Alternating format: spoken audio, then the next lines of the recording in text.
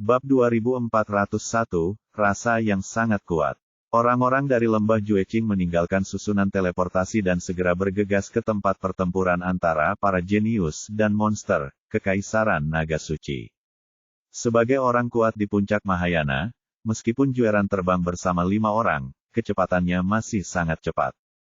Setelah beberapa saat, dia menoleh untuk melihat murid yang mengenakan topeng merah di sebelahnya. Wang Chen, ada apa denganmu?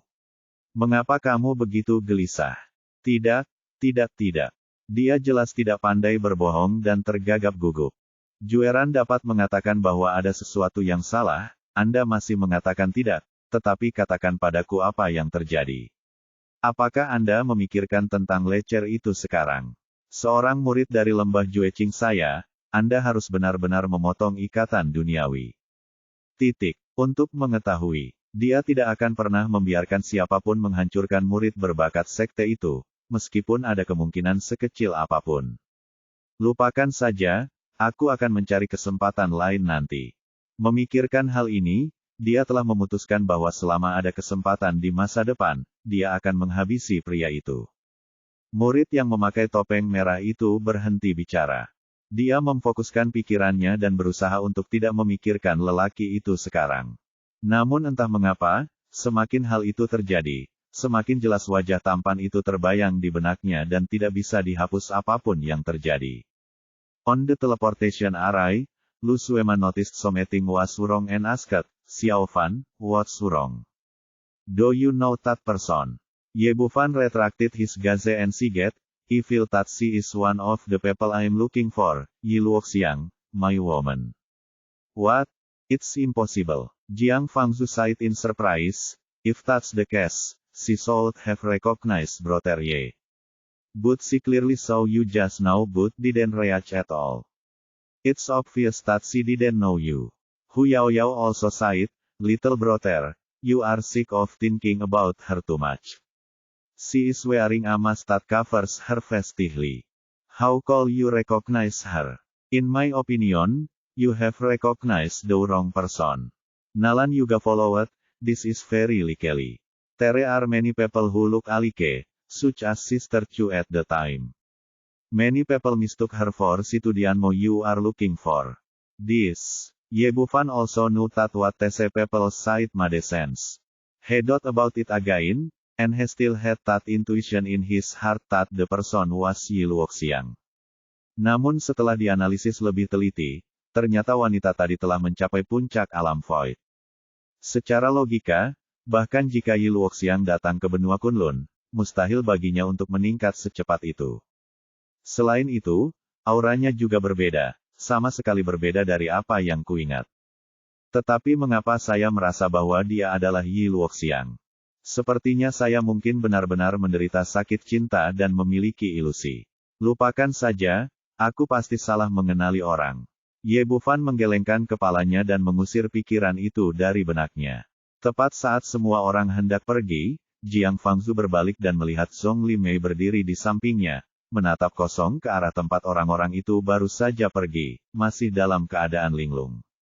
Tuan Zhong, apa yang masih Anda lihat? Jiang Fangzhu melangkah maju dan menepuk bahunya, menyadarkannya dari lamunannya, dan berkata dengan nada bercanda, kamu tidak tertarik pada penyihir tua tadi, kan? Hah, kenapa kamu memanggilnya penyihir tua? Tidakkah menurutmu dia menawan? Jiang Fangzhu awalnya ingin bercanda, tetapi sekarang dia begitu terkejut hingga mulutnya terbuka lebar. Dia melihat ekspresi serius Zhong Limei dan bertanya dengan tidak percaya, Tuan Zhong, apakah Anda terobsesi dengan penyihir tua itu? Ketika dia berteriak, semua orang menoleh dan segera menunjukkan ekspresi tertarik. Hu Yaoyao tersenyum dan berkata, Tuan Zhong, apakah Anda cemburu karena Zhang He menemukan pasangan kultivasi ganda? Namun, Anda tidak bisa begitu saja mendatangi siapapun saat Anda sakit. Bisakah Anda begitu saja mengganggu orang manapun? Ye Bufan juga merasa geli, dan depresi di hatinya sedikit berkurang. Ya, kamu tidak tergoda oleh kenyataan bahwa dia berada di puncak tahap Mahayana, kan? Tidak apa-apa untuk bersemangat meningkatkan kultivasimu, tetapi kamu tidak dapat menurunkan standar sejauh ini. Nalan Yujia berkata, Itu benar, lihatlah Master Sekte Simen. Meskipun dia sedikit lebih tua, dia masih sangat cantik. Lihatlah penyihir tua ini, dia sangat jelek. Tidak, tidak, ini benar-benar tidak seperti yang kamu pikirkan. Sebagai tetua agung dari Villa Pedang Ilahi, Zhongli Mei telah berlatih keras hampir sepanjang hidupnya. Dia belum pernah mencari pasangan Tao sebelumnya, juga tidak pernah tergoda oleh wanita manapun. Karena itu, dia merasa sangat malu ketika menghadapi guyonan dan ejekan semua orang, dan wajah tuanya pun berubah sewarna hati. Menurutku dia sangat cantik, sangat mendominasi, dan sangat menawan. Melihatnya seperti ini, Ye Bufan tertegun sejenak dan bertanya dengan tidak percaya, apakah kamu yakin kamu serius? Zhongli Mei merasa sedikit malu, dan berkata dengan canggung, meskipun dia sangat tidak sopan padamu tadi, dia benar-benar sangat cantik. Ya, Tuhan, untuk memastikan dia tidak bercanda, Ye Bufan mengulurkan tangan dan menepuk pundaknya, aku hanya bisa mengatakan bahwa seleramu sangat tinggi. Yang lain tertawa terbahak-bahak. Seperti kata pepatah, orang yang berbeda memiliki selera yang berbeda. Dan lelaki tua ini benar-benar memverifikasi kalimat ini dengan selera estetikanya sendiri. Qin Biao dan Sui Yueli berdiri di dekatnya. Meskipun mereka tidak mengatakan apa-apa, mereka tertawa terbahak-bahak hingga membungkuk. Wajah Zhongli Mei penuh dengan rasa malu, tetapi dia tidak tahu bagaimana menjelaskannya. Pada saat itu, dia benar-benar terpesona oleh Jueran. Ye Bufan tidak ingin mempermalukan lelaki tua itu, jadi dia menoleh dan berkata, Penatua Agung, apa yang baru saja Anda katakan tentang lembah Jueqing? Apakah Anda mengenal mereka? Qin Biao berkata, saya tidak bisa mengatakan bahwa saya mengenal mereka, tetapi lembah Jueqing adalah sekte bintang 9 di Tianmangsu. Sekte itu benar-benar kuat. Saya pernah mendengarnya sebelumnya. Ye Bufan bertanya, apa maksud lembah Jueqing ini? Mengapa orang-orang ini terlihat aneh? Mengapa mereka semua mengenakan topeng? Ketika mereka mendengarnya menanyakan hal ini, yang lain juga menoleh. Meskipun orang-orang seperti Jiang Fangzhu dan Lu Sueman juga adalah kultivator, mereka belum pernah ke provinsi Tiansheng dan tidak tahu banyak tentang situasi di provinsi lain.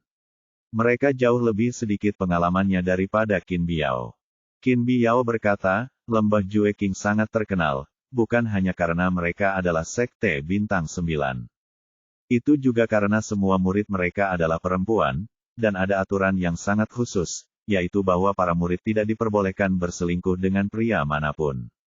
Untuk mencegah para murid perempuan muda melanggar aturan sekte, mereka diharuskan mengenakan topeng saat keluar, dan selalu seperti ini. Setelah mendengar apa yang dikatakannya, Jiang Fangzhu segera mengumpat dengan marah, dasar aturan sekte yang tidak masuk akal, bukankah ini bertentangan dengan sifat manusia? Yang lain juga menunjukkan ekspresi bingung. Istana Abadi Jiufan dan lembah Jueqing agak mirip sebelumnya.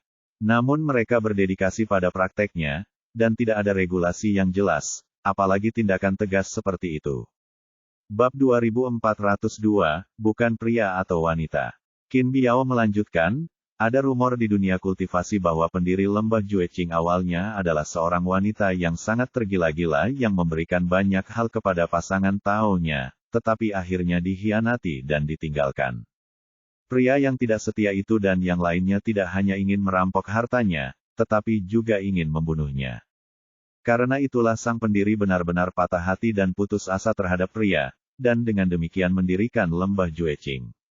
Aturan pertama adalah tidak ada murid laki-laki yang akan diterima di sekte tersebut, dan pada saat yang sama, murid perempuan harus kejam dan pelupa, dan tidak diperbolehkan berhubungan dengan pria manapun.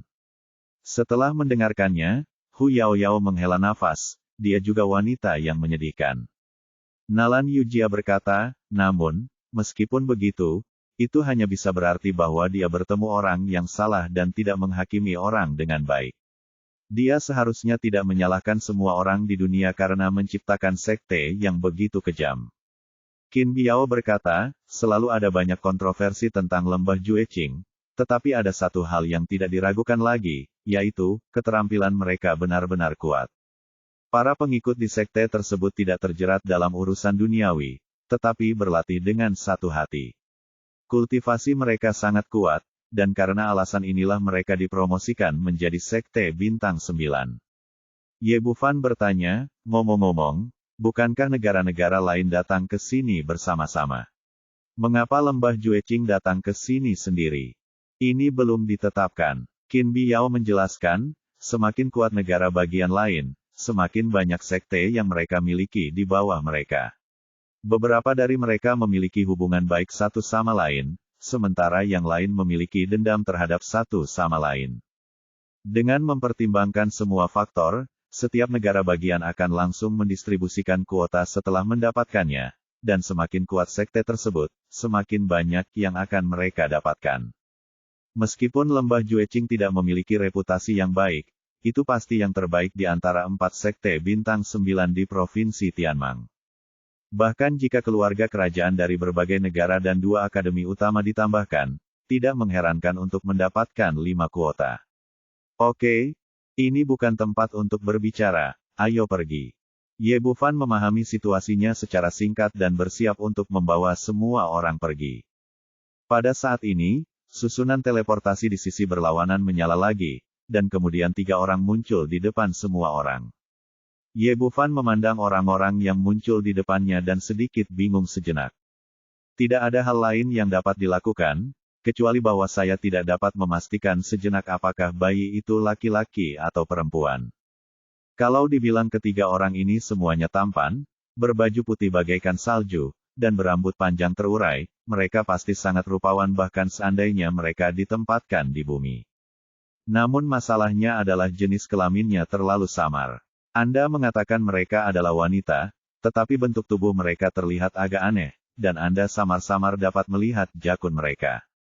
Mereka dapat dikatakan sebagai pria, dengan aura feminin, riasan tipis di wajah, dan kelembutan dalam tutur kata dan tindakan. Karena ketiga orang ini terlalu istimewa, bukan hanya dia tetapi semua orang juga memandang mereka beberapa kali lagi. Pada saat yang sama, dia juga melihat ketiga orang di dalam.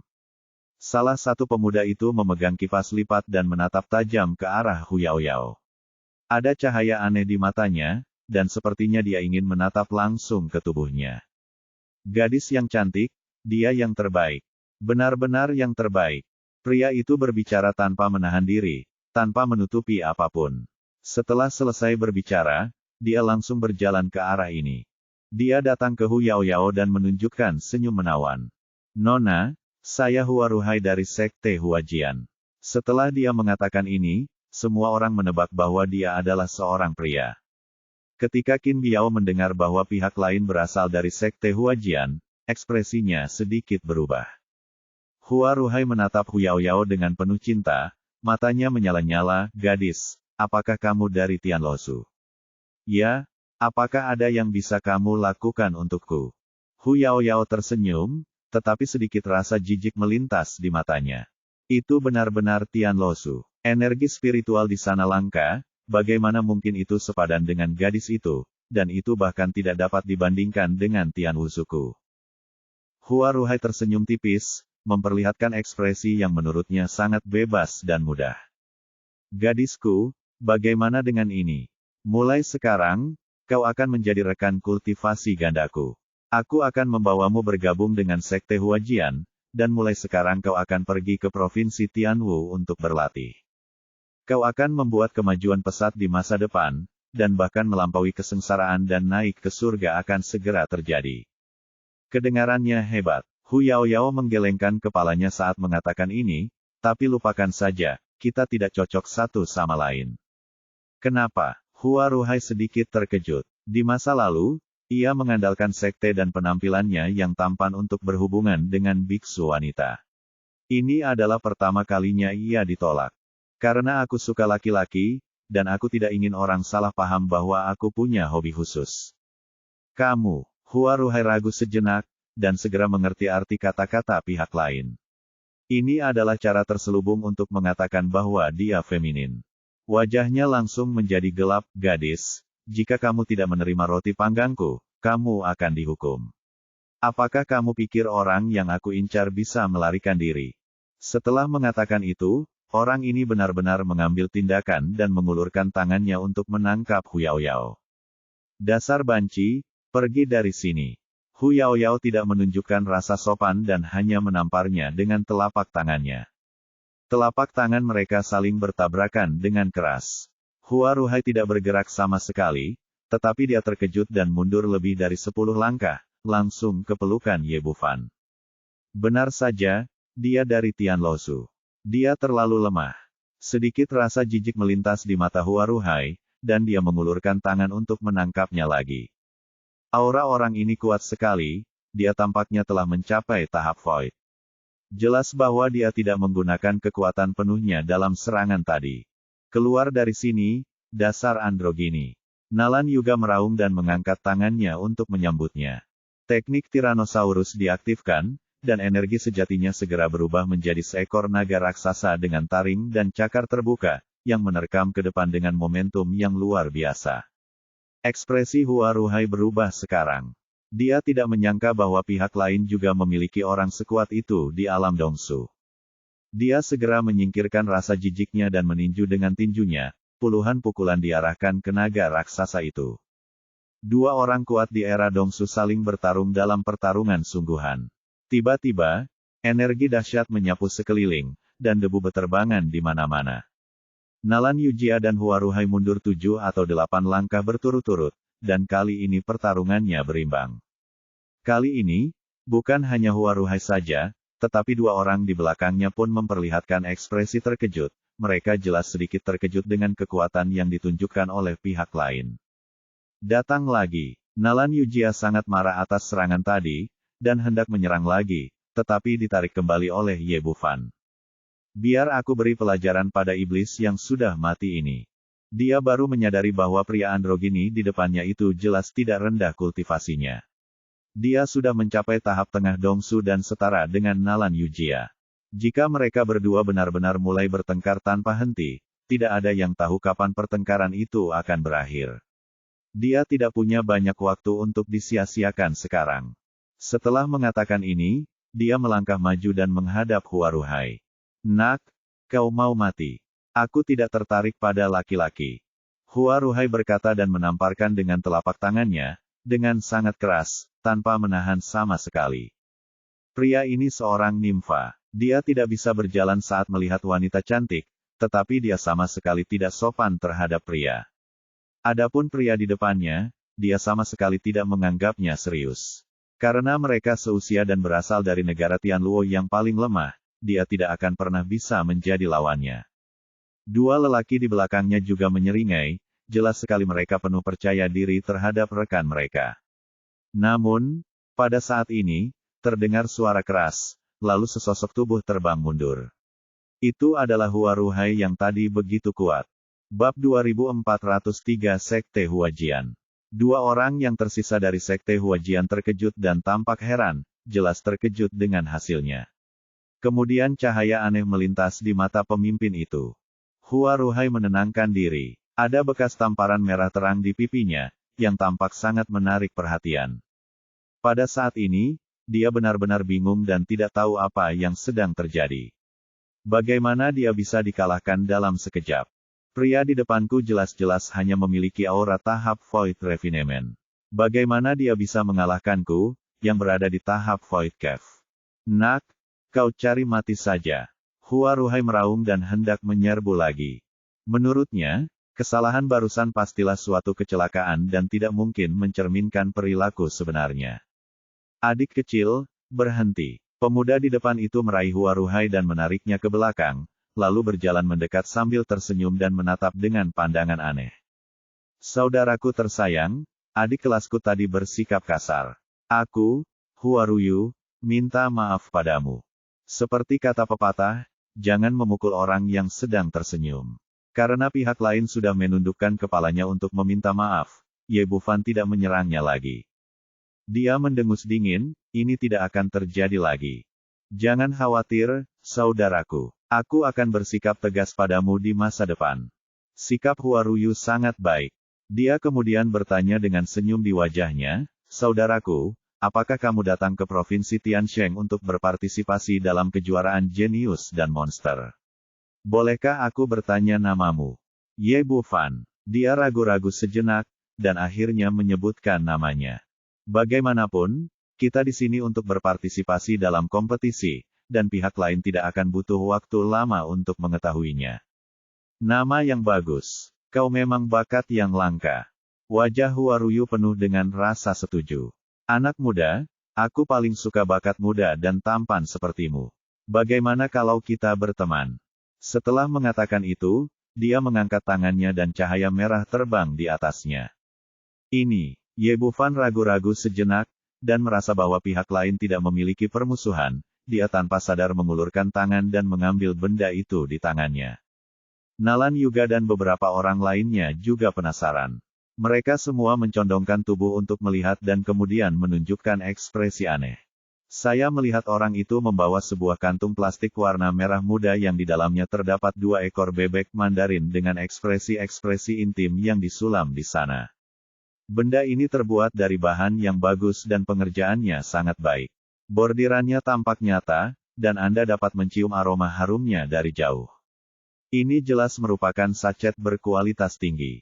Masalahnya, orang bodoh pun tahu bahwa benda ini hanya bisa diberikan kepada pasangan yang sedang jatuh cinta. Agak tidak masuk akal bagi pria dewasa untuk memberikannya kepada pria dewasa lainnya. Memikirkan gaun glamor dan tatapan mata aneh milik pihak lain, Ye Bufan tak dapat menahan rasa dingin di hatinya.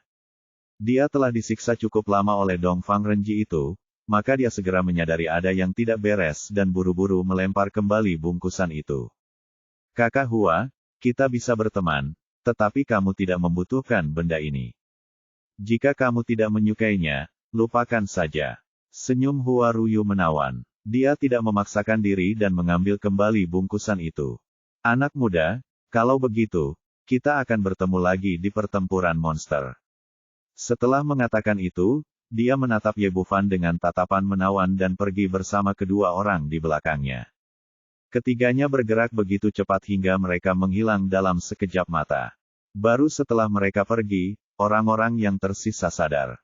Kakak Ye, ada apa dengan pria itu? Kenapa dia menatapmu dengan aneh? Sepertinya hanya 3 saudari yang menatapmu seperti ini.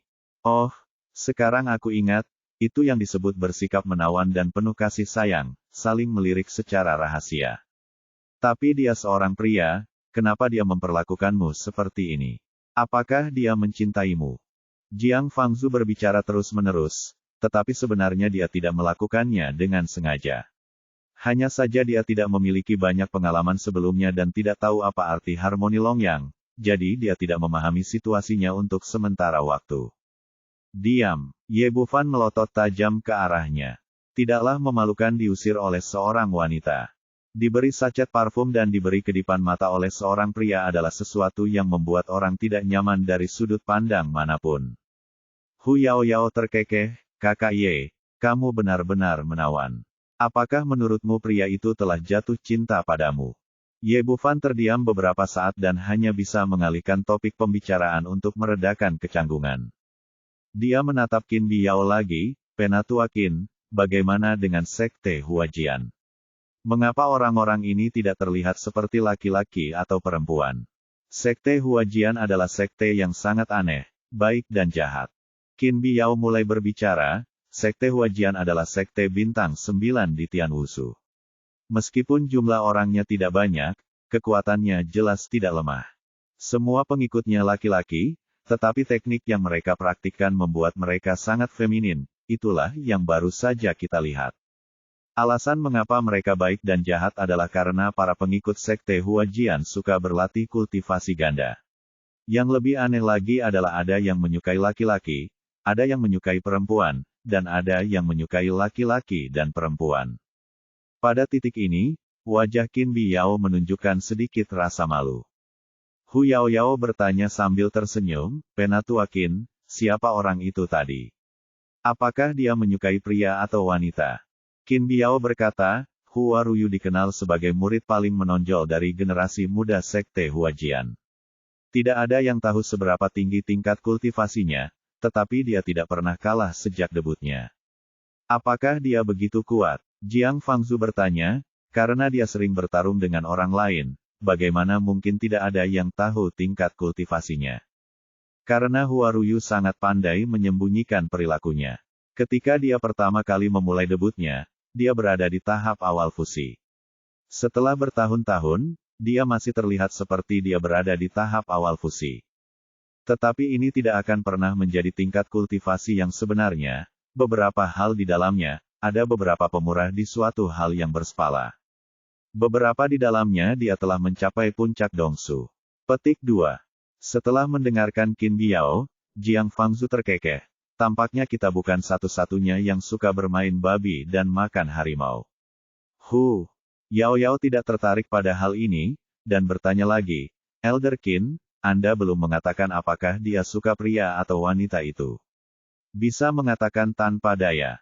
Legenda mengatakan bahwa orang ini populer dengan pria dan wanita. Jiang Fangzu sekali lagi menunjukkan potensinya sebagai pria sejati, karena orang ini telah menyukai saudara Ye. Mengapa dia tidak bereaksi sebelumnya, dan baru menunjukkannya setelah dia memberi Hua Ruhai pelajaran. Qin Biao berkata, orang-orang dari Sekte Huajian memiliki harga diri yang sangat tinggi, dan mereka memandang rendah orang-orang biasa. Terutama Hua Ruyu ini, tidak peduli apakah dia pria atau wanita, hanya mereka yang penampilan dan kultivasinya telah mencapai tingkat tertentu yang dapat menarik perhatiannya. Baiklah, ayo cepat pergi. Ye Bufan tampak malu. Dia tidak ingin tinggal di sini lebih lama lagi. Siapa yang tahu monster seperti apa yang akan keluar dari susunan teleportasi nanti. Dia membawa semua orang menjauh dari sini dan terbang menuju ke arah ibu kota Kekaisaran Naga Suci menurut peta. Bab 2404 Kunjungan Simen Feng. Tempat ini tidak terlalu jauh dari ibu kota Kekaisaran Naga Suci, dan semua orang tiba setengah hari kemudian. Ketika mereka tiba di gerbang kota, semua orang memeriksa dokumen mereka sebelum memasuki kota. Dibandingkan dengan Kekaisaran Daxing, suasana di sini semakin ramai. Karena pertempuran untuk supremasi di antara para jenius dan monster akan segera dimulai, para biksu yang datang ke sini untuk menyaksikan pertempuran dapat terlihat di mana-mana di jalan. Ye Bufan dan teman-temannya cukup emosional saat mereka berjalan di sepanjang jalan. Ketika mereka mencapai alam Dongsu di Provinsi Tianluo sebelumnya, mereka telah mencapai puncak kultivasi mereka. Namun, di sini, orang-orang kuat di periode Dongsu dapat terlihat di mana-mana, bahkan melihat mereka di periode Mahayana bukanlah hal yang langka. Dari sini kita bisa melihat kesenjangan kekuatan antar negara. Tidak heran ketiga sekte besar itu begitu cemas. Sebagai tempat diselenggarakannya kompetisi ini, Kekaisaran Naga Suci telah membuat persiapan yang memadai. Semua orang datang ke stasiun pos dengan persiapan untuk setiap tim yang berpartisipasi. Meskipun Tianlozu ditetapkan sebagai yang terburuk, itu juga merupakan halaman kecil yang terpisah. Tempat itu juga sangat luas, dengan pavilion dan menara, dan dihias dengan sangat mewah. Belum lagi jumlah orangnya kali ini hanya 7 atau 8 orang, bahkan jika ada 70 atau 80 orang, tempat itu tidak akan tampak sesak. Semuanya beres, dan Qin Biao melapor kepada penyelenggara sesuai kesepakatan. Sekitar 1 jam kemudian, dia kembali dengan beberapa lembar kertas di tangannya, yang semuanya berisi materi terkait kompetisi. Qin Biao memperkenalkan peraturan yang relevan dari kompetisi tersebut kepada semua orang. Ye Bufan tidak terlalu mempedulikannya. Pada dasarnya, hal itu tidak jauh berbeda dengan pertarungan peringkat pemula di negara bagian Tianluo. Namun, daftar peserta yang dibawa kembali Qin Biao membangkitkan minatnya, dan dia mengambil dan memeriksanya dengan saksama. Daftar ini juga diurutkan berdasarkan kekuatan setiap negara bagian yang berpartisipasi, dengan negara bagian Tianwu di posisi teratas.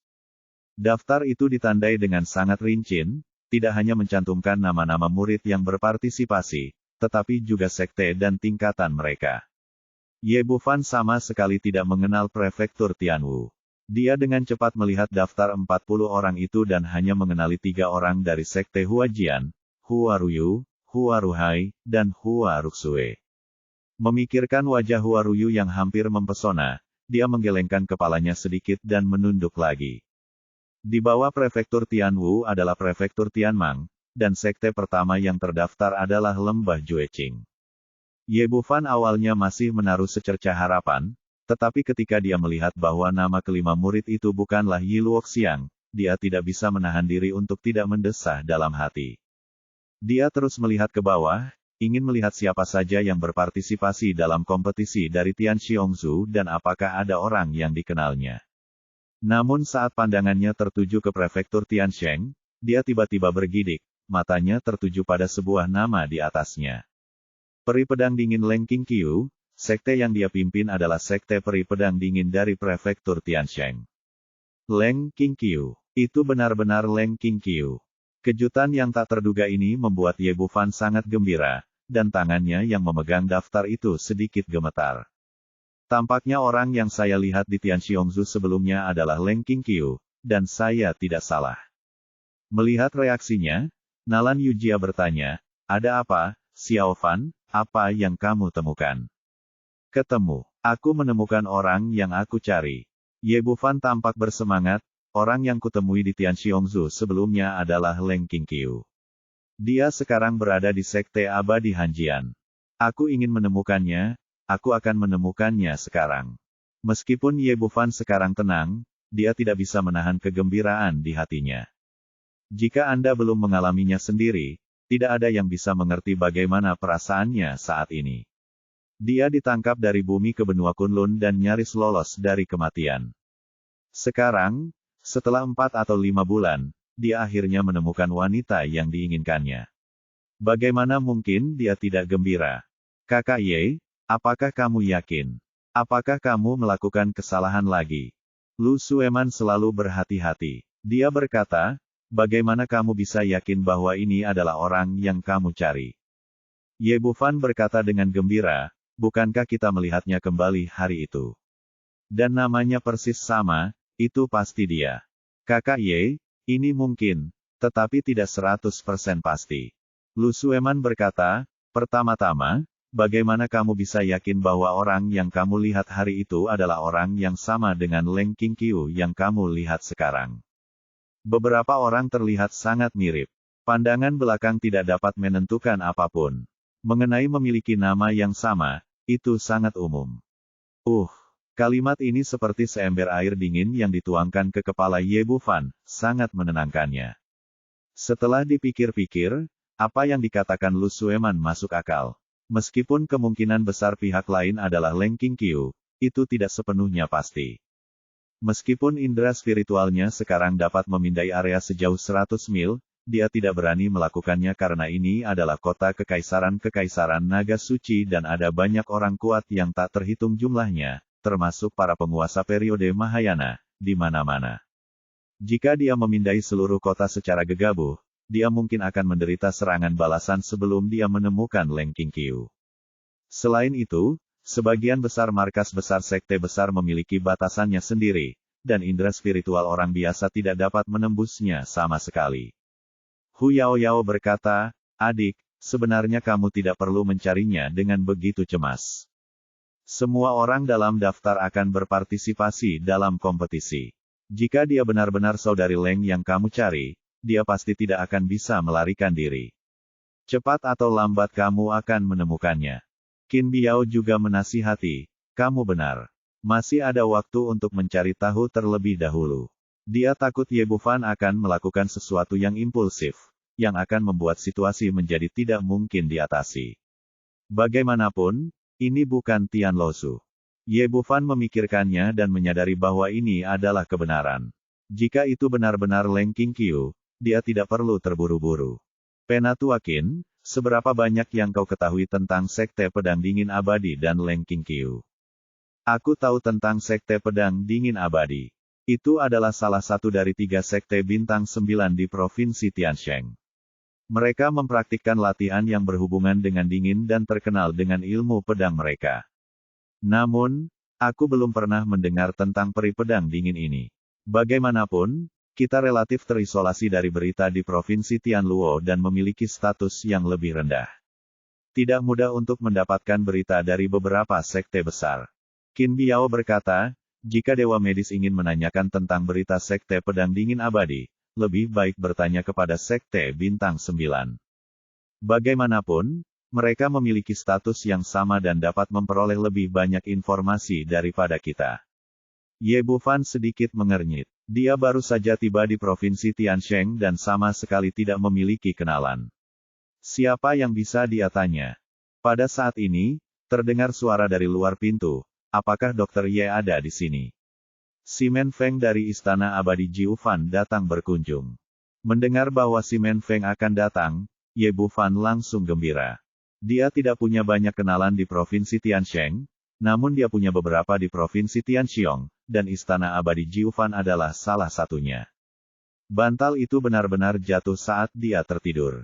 Aku yakin tetua agung ini seharusnya sudah jelas tentang urusan sekte pedang dingin abadi. Memikirkan hal itu, dia segera berdiri dan keluar dengan bersemangat untuk menyambut mereka, diikuti oleh yang lain di belakangnya. Qin Biao dan Sui Yueli dipenuhi dengan keterkejutan, karena mereka telah mendengar tentang Istana Abadi Jiufan. Meskipun mereka berasal dari Tianxiongzu, itu adalah sekte bintang 9 yang asli. Mereka benar-benar berinisiatif untuk mengunjungi kami. Ini belum pernah terjadi sebelumnya. Ye Bufan datang ke halaman. Pada saat ini, si Men Feng berdiri di sana dengan senyum di wajahnya, dan Mu Xiaoyun mengikutinya dari belakang. Sekarang si Men Jiayin telah menepati janjinya kepada Ye Bufan dan menjaga segel yang mengarah ke bumi di Sekte Wuji. Semua masalah di sekte tersebut diserahkan kepadanya untuk ditangani.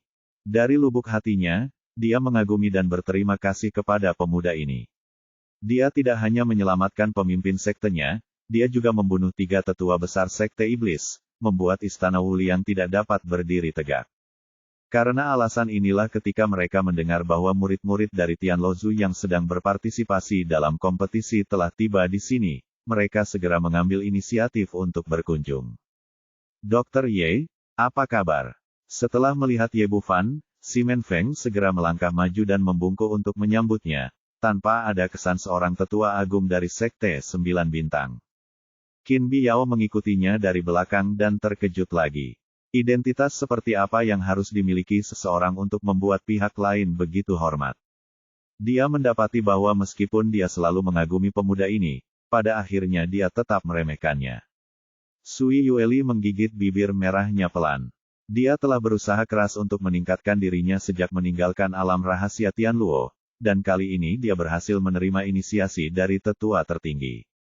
Tadinya aku berpikir, kalaupun aku tak dapat menyusulnya, jaraknya akan semakin menyempit. Ternyata, tak kusangka jaraknya malah makin jauh. Penatua Agung, silakan masuk.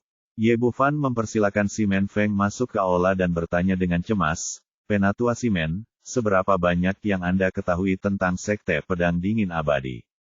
Apakah Anda tahu bahwa ada seorang murid bernama Leng Qingqiu di sekte tersebut? Bab 2405, Peri Pedang Dingin. Apa? Dr. Ye juga tertarik pada peri Hanjian. Si Men Feng menunjukkan senyum penuh arti di wajahnya. Melihat begitu banyak gadis di sekitar Ye Bufan, dia mengira bahwa dia telah jatuh cinta pada peri Hanjian lagi. Jadi, Penatua si Men tahu tentang hal itu. Cepat beritahu aku, apa yang terjadi dengan peri pedang dingin ini? Fokus kedua orang itu benar-benar berbeda. Yang ingin diketahui Ye Bufan adalah informasi tentang peri pedang dingin ini untuk memastikan apakah dia adalah Leng Qingqiu yang sedang dicarinya. Anda bertanya kepada orang yang tepat. Dalam persiapan untuk pertempuran jenius dan pelaku kejahatan ini, kami di Immortal Palace Jiufan telah melakukan beberapa penelitian tentang murid-murid jenius sekte-sekte utama. Kami telah memperoleh, budidayanya telah mencapai puncak ranah kekosongan dan dia hanya 1 langkah dari ranah Mahayana. Idates siapa yang bisa memenangkan pertempuran jenius dan pelaku kejahatan? Petik 2. Apakah itu begitu menakjubkan? Hati Ye Bufan tergerak. Sebelumnya dia tidak dikenal, tetapi dalam beberapa bulan, dia bangkit dengan cepat. Ini sesuai dengan garis waktu kedatangan Leng Qingqiu di benua Kunlun. Terlebih lagi, dia telah berkonsentrasi untuk memahami ilmu pedang dan melatih keterampilan yang berhubungan dengan es, yang sepenuhnya sejalan dengan gaya sekte pedang dingin abadi. Nalan Yujia bertanya, budidaya bukanlah hal satu hari. Bisakah dia menjadi murid berbakat yang disembunyikan oleh Sekte Pedang Dingin untuk pertempuran jenius hari ini? Hati pedang, jadi budidayanya melonjak. Semua orang terkejut lagi. Hu Yaoyao bertanya, Apa itu makam pedang? Idate untuk pemimpin sekte berikutnya. Ye Bufan bertanya, Penatua Simen, apakah Anda memiliki potret peri pedang dingin? Tidak juga, kata Simen Feng, ada desas-desus bahwa di sekte pedang dingin, tidak ada seorang pun yang mampu mendapatkan pengakuan dari makam pedang selama ratusan tahun. Setelah Leng Qingqiu berhasil, hal itu segera menimbulkan sensasi di seluruh sekte. Dia segera menjadi murid paling inti dan berada di bawah perlindungan yang paling ketat. Sulit bagi orang biasa untuk bertemu dengannya. Hingga saat ini, yang beredar adalah legenda tentang peri pedang dingin ini, yang mengatakan bahwa dia secantik bunga dan dingin serta tak tertandingi, tetapi tidak banyak orang yang benar-benar melihatnya. Melihat Ye Bufan mengajukan pertanyaan satu demi satu, jelas bahwa dia sangat tertarik pada Leng Qingqiu. Simen Feng tersenyum dan berkata, seperti kata pepatah, kecantikan akan disandingkan dengan pahlawan. Menurutku, hanya Dr. Ye yang layak untuk peri Hanjian.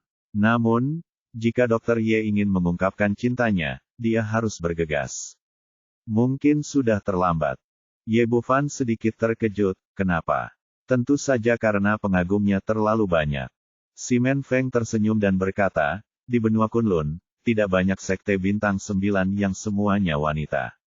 Lembah Jueqing adalah salah satunya, tetapi saya yakin Anda telah mendengar tentang situasi mereka. Mereka selalu menganggap pria sebagai momok dan binatang buas. Belum lagi membentuk pasangan Tao, mustahil untuk mendekati mereka. Meskipun Istana Abadi Jiufan saya tidak sekejam Lembah Jueqing, gaya sebelumnya tidak jauh berbeda. Kami mengabdikan diri pada Taoisme dan tidak membicarakan pria dan wanita. Yang lainnya adalah Sekte Abadi Hanjian, yang semuanya wanita dan tidak menolak pernikahan dengan anak sekuler. Ini telah menjadi favorit banyak anak muda sekte. Pilihan pertama bagi orang-orang berbakat. Saat ini, status peri pedang dingin tinggi dan identitasnya istimewa. Akan menjadi berkah yang luar biasa jika dapat membentuk pasangan Tao dengannya. Khususnya bagi anak-anak sekte besar itu, begitu mereka berafiliasi dengan sekte peri pedang dingin, sekte bintang 9, status mereka pasti akan meningkat pesat di masa depan. Karena itulah banyak sekali talenta muda berbondong-bondong menemui peri pedang dingin, berhayal tentang disukai olehnya. Sekarang markas besar sekte peri pedang dingin telah dikepung. Jika Dewa Medis memiliki ide ini, dia harus bergegas, jika tidak, mungkin sudah terlambat. Ye Bufan terdiam beberapa saat.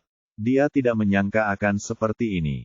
Ngomong-ngomong, Tetua Simen, bukankah sekte pedang dingin abadi tinggal di stasiun pos ini?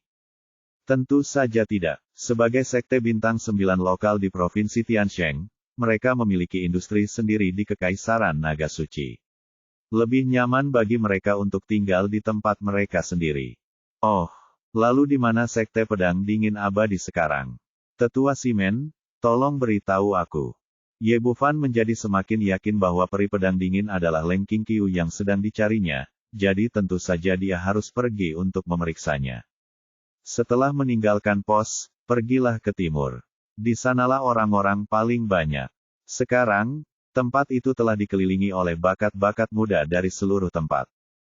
Simen Feng berkata, ngomong-ngomong, Ye Yixian, secara umum, orang-orang dari Sekte Abadi Hanjian bersikap dingin dan tidak mudah didekati. Namun, ada pengecualian. Dia adalah Tetua Agung Li Miaozhen yang memimpin tim untuk berpartisipasi dalam kompetisi kali ini. Dia berbeda dari orang-orang lain di Sekte Abadi Hanjian. Dia pandai berjejaring dan pandai bersosialisasi. Itulah sebabnya dia ditunjuk sebagai Tetua Agung, yang bertanggung jawab untuk mengelola hubungan dengan berbagai sekte dan industri sekuler. Jika Yixian ingin bertemu Leng Qingqiu, dia harus berurusan dengannya. Jadi, sebaiknya dia bersiap. Tetua Simen, terima kasih. Ye Bufan meninggalkan pos setelah selesai berbicara. Dia tidak membawa orang lain bersamanya, dan hanya membawa Xiao Xing bersamanya. Bagaimanapun, ini adalah ibu kota Kekaisaran Naga Suci, dan tempat yang ditujunya adalah Sekte Bintang 9. Lagi pula, aku belum tahu situasi Leng Qingqiu, dan aku tidak tahu apa yang akan terjadi saat itu, jadi lebih baik berhati-hati. Menurut apa yang dikatakan Simen Feng, dia terus berjalan ke arah timur dan segera melihat sebuah rumah yang sangat besar di kejauhan. Meskipun area di sini sedikit lebih kecil dari stasiun pos, bangunannya sungguh mewah, dan gerbangnya yang megah sekarang dipenuhi orang. Ye Bufan dan Xiao Xing berjalan mendekat dan melihat dari jauh bahwa orang-orang ini dipenuhi dengan kemarahan yang benar dan terus-menerus mengungkapkan kemarahan mereka. Apa yang kau lakukan? Bagaimana kau bisa menggertak kami seperti ini? Mengapa kau tidak mengizinkan kami masuk? Benar, kami juga ingin melihat peri Hanjian, mengapa kau begitu sombong? Apakah Sekte Bintang 9 menganggapmu begitu hebat? Kau harus bersikap masuk akal. Orang-orang ini sedang berbicara, ketika tiba-tiba terdengar teriakan marah dari depan, diam. Segera setelah itu, energi pedang tajam memotong langit dan menembus langit sejauh ratusan kaki tanpa menghilang. Tekanan tak berujung memenuhi seluruh tempat. Dari titik ini saja, kita dapat melihat betapa mendalamnya pemahaman sang pendekar pedang tentang ilmu pedang.